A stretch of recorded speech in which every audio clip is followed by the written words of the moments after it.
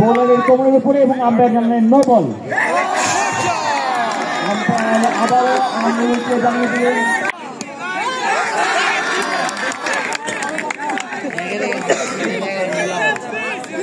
যে পরবর্তী bowler ball করলেন, সরাসরি বল উঠিয়ে গেল, আরেকটি বল হয়ে গেল ইতিমধ্যে এবং সরাসরি ফিল্ডারের হাতে তালুর মধ্যে আটকালো বল।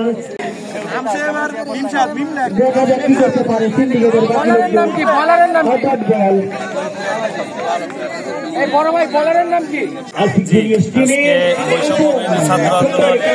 ইসলামী বিশ্ববিদ্যালয় টুর্নামেন্টের আয়োজন করেছে। এটি একটি অসাধারণ আয়োজন। আপনারা দেখতে পাচ্ছেন চতুর্দিকে শুধু দর্শক আর দর্শকের খেলা দেখতে এক ধরনের একটা উৎপন্ন জেগেছে। এক্ষেত্রে ছাত্র শিবিরের পক্ষ থেকে বৈষম্যবিরোধী ছাত্র আন্দোলনকে আমরা ধন্যবাদ জানাই এই টুর্নামেন্টে আয়োজন করার জন্য। আপনারা জানেন যে জুলাই অভ্যুত্থানে আমাদের বীর সন্তান শহীদ উসামা এবং ঝিনাইদহের বীর সন্তান সাব্বিরের স্মরণে আমরা বৈষম্যবিরোধী ছাত্র আন্দোলন ইসলামী বিশ্ববিদ্যালয় একটি নাইট শর্ট পিচ টুর্নামেন্ট আয়োজন করেছে।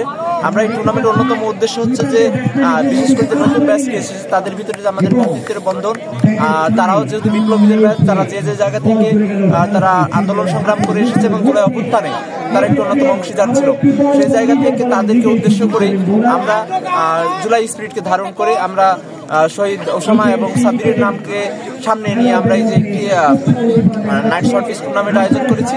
এটি আপনারা দেখতে পাচ্ছেন অত্যন্ত সুশৃঙ্খলভাবে এবং একটি উৎসবের ভিতর দিয়ে ইসলামী বিশ্ববিদ্যালয়ের শিক্ষার্থীরা এটিকে উৎসব হিসাবে নিয়েছে এবং বিজয়ের মাসে তারা বিজয় উল্লাস করছে এবং পাশাপাশি আমরা 24শে জুলাই অভ্যুত্থানের যে শহীদ তাদেরকেও আমরা স্মরণ করছি। দেখা যাচ্ছে কিছুটা কাভার সব কাভারে দাঁড়িয়েছিল সম্পূর্ণ